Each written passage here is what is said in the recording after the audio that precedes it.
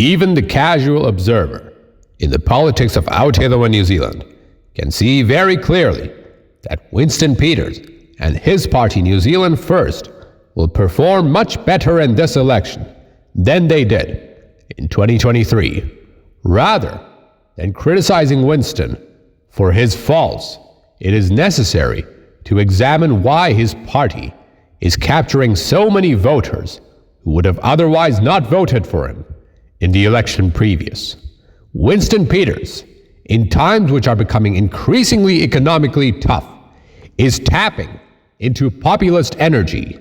He presents himself as a man of the people, as opposed to corporate parties such as National, ACT, and Labour. While I obviously do not view Winston Peters as a man of the people, I do think that it is important that the parties on the left capture that same populist energy. Winston Peters will sometimes oppose the right things, such as the New Zealand-India FTA. However, he will do it for the wrong reasons, such as racism.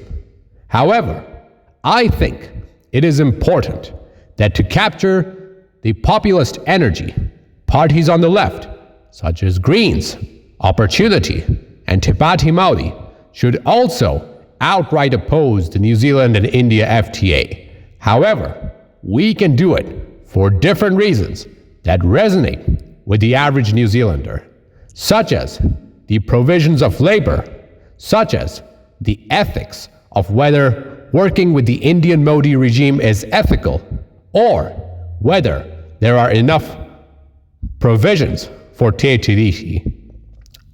The point is, Winston Peters and New Zealand First, his party will rise.